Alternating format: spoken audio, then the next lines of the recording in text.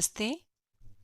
मैं पूजा पारिक पीजीटी हिंदी अपने YouTube channel में आप सबका हार्दिक स्वागत करती हूँ। आज हम पढ़ेंगे कक्षा 10 की हिंदी की पाठ्य पुस्तक स्पर्श का अध्याय मीराबाई के पद। किसी भी पाठ को पढ़ने से पहले आवश्यक होता है कि हम उसके लिखने वाले के बारे में जानें। इस पाठ में जो पद दिए गए हैं उनकी लेखिका है मीराबाई। तो चलिए सबसे पहले हम जानते हैं मीराबाई के बारे में। मीराबाई का जन्म जोधपुर के कुड़की गांव में सन 1503 में हुआ माना जाता है। 13 वर्ष की कम उम्र में ही इनका विवाह मेवाड़ के महाराणा सांगा के कुंवर भोजराज से हो गया। उनका जीवन दुखों की छाया में ही बीता। बाल्यावस्था में ही उनकी मां का देहांत हो गया और विवाह के कुछ ही साल बाद सबसे पहले पति, फिर पिता और एक युद्ध के दौरान उनके ससुर जी का भी देहांत हो गया। भौतिक जीवन से निराश होकर मीराबाई ने घर परिवार का त्याग कर दिया और वो वृंदावन चली गई और पूर्ण रूप से गिरधर गोपाल कृष्ण के प्रति समर्पित हो गई। मध्यकालीन भक्ति आंदोलन की आध्यात्मिक प्रेरणा ने जिन कवियों को जन्म दिया उनमें मीराबाई का सबसे प्रमुख स्थान है। उनके पद पूरे उत्तर भारत सहित गुजरात, बिहार और बंगाल तक प्रचलित हैं। मीराबाई हिंदी और गुजराती दोनों भाषाओं की कवयित्री मानी जाती हैं। इनके गुरु संत रैदास थे और अभी तक इनकी कुल 7 या 8 कृतियां ही उपलब्ध हो पाई हैं। मीरा की भक्ति दैन्य और माधुर्य भाव की है। अब आप ये सोच रहे होंगे कि दैन्य और माधुर्य भाव का अर्थ क्या होता है। दैन्य का अर्थ होता है भगवान के सामने दीनता, कि हम भगवान से मांग रहे हैं और भगवान हमें देने वाला है। माधुर्य भाव वहां होता है जहां हम ईश्वर की भक्ति प्रेमी और प्रेमिका के रूप में करते हैं। मीराबाई श्री कृष्ण को आजीवन अपना पति मानती रहीं और स्वयं को उनकी पत्नी मानती थी, इसलिए उनकी भक्ति माधुर्य भाव की है। इन पर योगियों, संतों और वैष्णव भक्तों का भी प्रभाव पड़ा। मीराबाई की भाषा के बारे में अगर हम बात करें तो इनकी भाषा में राजस्थानी, ब्रज और गुजराती का मिश्रण पाया जाता है। इसके अतिरिक्त पंजाबी, खड़ी बोली और पूर्वी के प्रयोग भी मिल जाते हैं। अब हम पाठ प्रवेश करते हैं। कहते हैं, पारिवारिक संतापों से मुक्ति पाने के लिए मीरा घर द्वार छोड़कर वृंदावन में जा बसी थी और वहां जाके पूर्ण रूप से कृष्णमय हो गई थी। इनकी रचनाओं में इनके आराध्य कौन थे? श्री कृष्ण। कहीं पर वो निर्गुण निराकार ब्रह्म, कहीं सगुण साकार गोपी वल्लभ श्री कृष्ण और कहीं निर्मोही परदेशी जोगी के रूप में संकल्पित किए गए हैं। वे गिरधर गोपाल के अनन्य और एकनिष्ठ प्रेम से अभिभूत हो उठी थीं। प्रस्तुत पाठ में संकलित दोनों पद मीरा के इन्हीं आराध्य को संबोधित है। मीरा अपने आराध्य से मनुहार भी करती हैं, लाड भी लड़ाती हैं, तो अवसर आने पर उलाहना देने से भी नहीं चूकती। उनकी क्षमताओं का गुणगान स्मरण करती हैं तो उन्हें उनके कर्तव्य याद दिलाने में भी देर नहीं लगाती। जैसा कि मैंने अभी थोड़ी देर पहले बताया था कि मीराबाई श्री कृष्ण को जीवन भर अपना पति मानती रहीं और उनकी ही भक्ति की। उनसे ही सदैव ये प्रार्थना करती रहीं कि वो मीराबाई को अपनी कृपा दृष्टि का पात्र बनाए। तो इसी कड़ी के अंदर इन्होंने हर जगह पर श्री कृष्ण के अलग अलग रूपों का वर्णन किया है। वो ईश्वर का गुणगान भी करती हैं, उन्हें सामर्थ्य का याद दिलाती हैं और अपने लिए कृपा दृष्टि मांगती हैं। ये थी मीराबाई। अब हम पढ़ते हैं मीराबाई के पद। इस पाठ्य पुस्तक में मीराबाई के 2 पद दिए हुए हैं। सबसे पहले हम पढ़ते हैं पहला पद। हरि आप हरो जन की भीर, द्रौपदी की राज राखी, आप बढ़ायो चीर। भगत कारण रूप नरहरि, धरियो आप शरीर, बूढ़ तो गजराज राख्यो, काटी कुंजर पीर, दासी मीरा लाल गिरधर, हरो म्हारी भीर। सबसे पहले हम इस पद में आए शब्दों के अर्थ जानते हैं। हरि का अर्थ होता है ईश्वर, हरो का अर्थ होता है हरण करना, उसको दूर करना, जन का अर्थ होता है लोग, पीर कहते हैं कष्ट को या फिर दुख को, लाज का अर्थ होता है लज्जा, चीर का अर्थ होता है वस्त्र, भगत का अर्थ है भक्त, नरहरि इस पद के अंदर आया है, इसका अर्थ होता है भगवान का नृसिंह अवतार। भगवान ने जब हिरण्यकश्यप का वध करने के लिए नृसिंह का अवतार लिया था, यह उसी के लिए आया है। यहाँ पे गजराज इसका अर्थ होता है, गज का अर्थ होता है हाथी, हाथियों का राजा कौन था? ऐरावत। कुंजर का अर्थ होता है हाथी, पीर का अर्थ होता है पीड़ा, और म्हारी जो कि एक मारवाड़ी शब्द है, राजस्थानी शब्द है, इसका अर्थ होता है हमारी। अब हम चलते हैं इस पद की व्याख्या की तरफ। मीराबाई लोगों के दुख से द्रवित हो जाती हैं और वो कहती हैं, हे प्रभु, आप ही लोगों की पीड़ा को दूर कीजिए। सबकी पीड़ा को हरने वाले कौन हैं? आप ही तो हैं। आप सबकी पीड़ा को हरिए।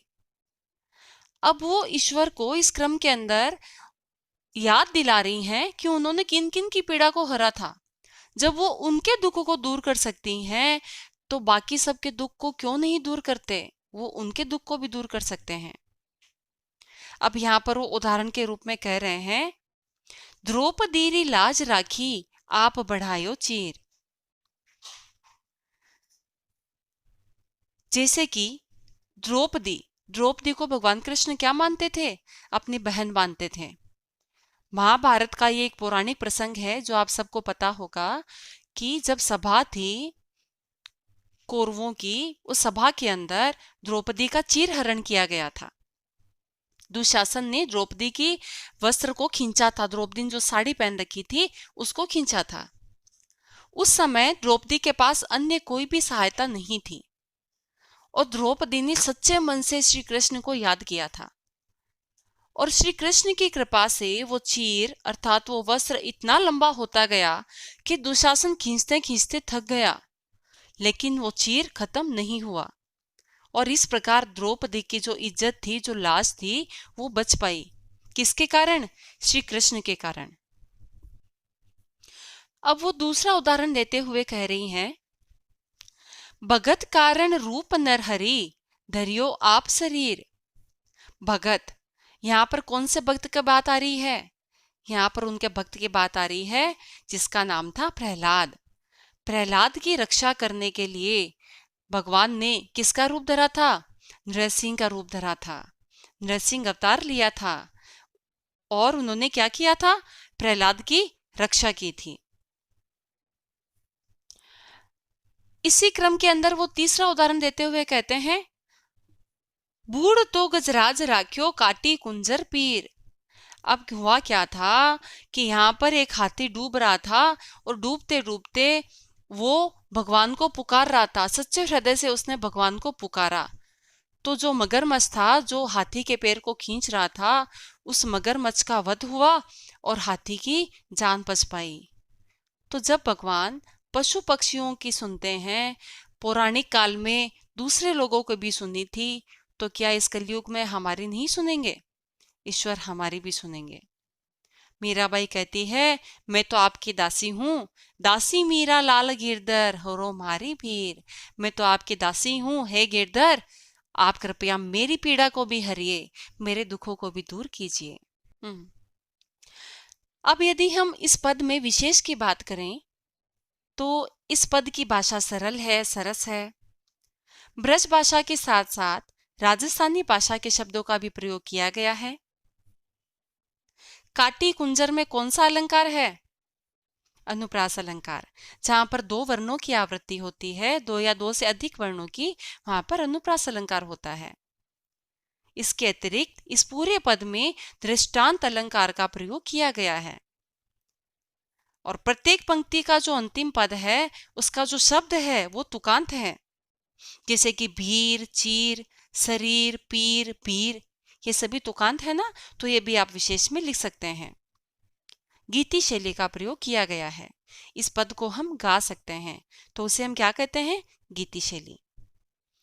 तो ये था हमारे मीराबाई ने जो पद लिखे हैं उसका पहला पद। अब हम पढ़ते हैं दूसरा पद। श्याम माने चाकर राखो जी, गिरधारी माने चाकर राखो जी, चाकर रहस्यूं बाग लगास्यूं, नित उठ दर्शन पास्यूं, बिंद्रावन की कुंज गली में गोविंद लीला गास्यूं। चाकरी में दर्शन पास्यूं, सुमरण पास्यूं खर्ची, भाव भगति जागेरी पास्यूं, तीनों बातां सरसी, मोर मुकुट पीतांबर सोहे गलवे जंती माला, बिंद्रावन में धेनु चरावे मोहन मुरली वाला, ऊंचा ऊंचा महल बनावा बिच बिच राखूं बारी, सांवरियारा दर्शन पास्यूं पहर कुसुम्बी साड़ी, आधी रात प्रभु दर्शन दीजियो जमुना जीरे तीरा, मीरा रा प्रभु गिरधर नागर हीवड़ो घणो अधीरा। सबसे पहले हम इस पद के शब्दार्थ देखते हैं। माने का अर्थ होता है हमें, चाकर कहते हैं नौकर को या फिर सेवक को, राखो का अर्थ होता है रखो, रहस्यों का अर्थ होता है रहकर, दर्शन का अर्थ होता है दर्शन, पास्यों का अर्थ होता है पाना, बिंद्रावन अर्थात वृंदावन, जागीरी का अर्थ होता है जागीर या फिर संपत्ति, धेनु कहते हैं गाय को, बनाव का अर्थ होता है बनाव, पहर का अर्थ होता है पहनना, जमुना जी अर्थात यमुना जी, यमुना नदी के लिए आया है यहाँ पे, तीर का अर्थ होता है किनारा, नदी का किनारा, हिवड़ा कहते हैं हृदय को, गणों का अर्थ होता है ज्यादा और अधीरा का अर्थ होता है व्याकुल। अब हम इस पद की व्याख्या की तरफ चलते हैं। मीराबाई श्री कृष्ण को सदैव अपना आराध्य मानती थी, पति मानती थी, सब कुछ मानती थी, अपना ईश्वर भी उन्हीं को मानती थी। तो वो श्री कृष्ण के चरणों में विनती कर रही हैं। वो कह रही हैं, श्याम माने चाकर राखो जी, हे श्री कृष्ण आप मुझे अपनी दासी बनाकर रख लीजिए, अपनी सेविका बना के रख लीजिए। गिरधारी माने चाकर राखो जी, वो पुनः विनती करती हैं कि हे कृष्ण, हे गिरधारी, मुझे आप अपना सेवक बना के, सेविका बना के रख लीजिए। चाकर रहस्यूं बाग लगास्यूं, नित उठ दर्शन पास्यूं।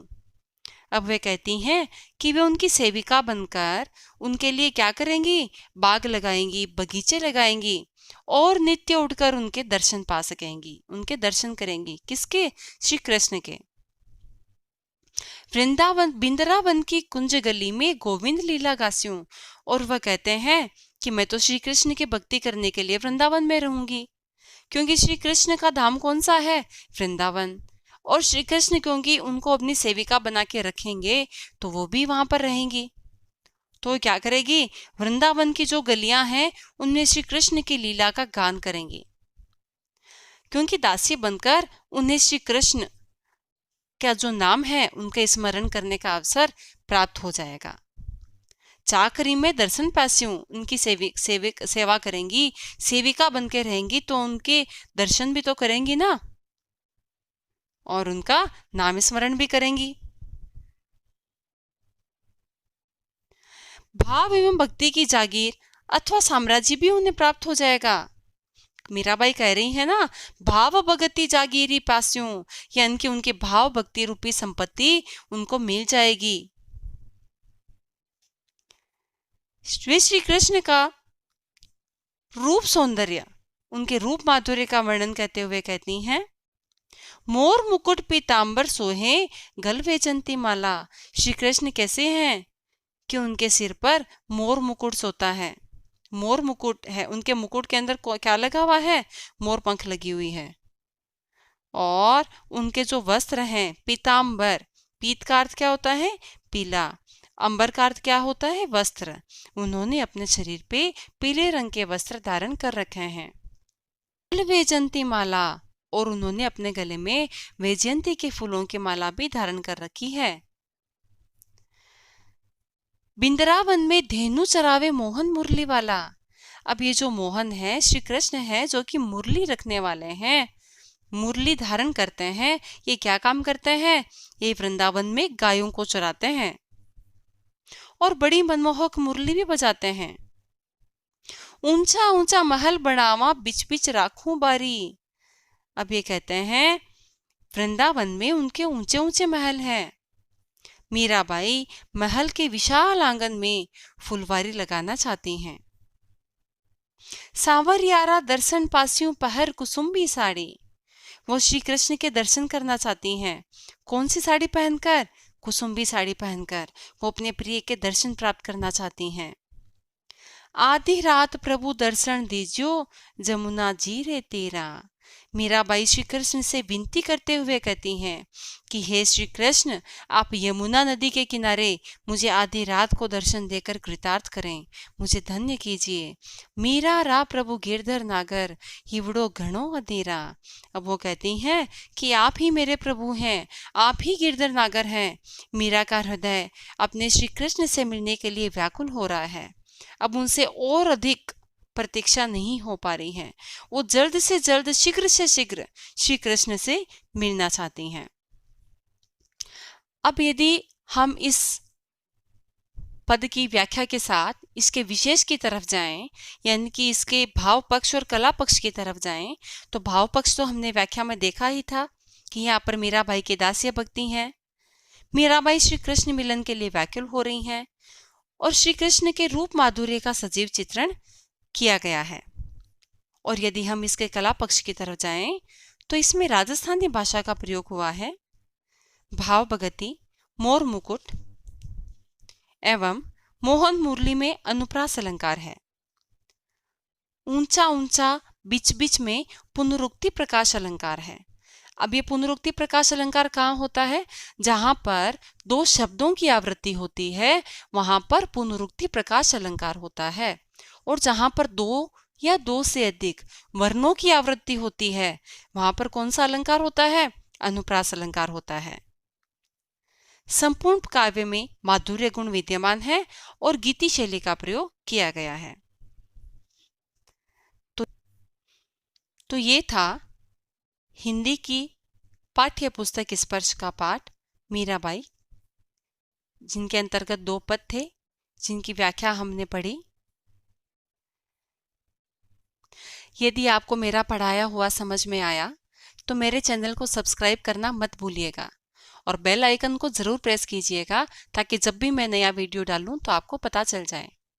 अपने दोस्तों के साथ इसे शेयर कीजिए, लाइक कीजिए और कमेंट करना बिल्कुल मत भूलना। धन्यवाद।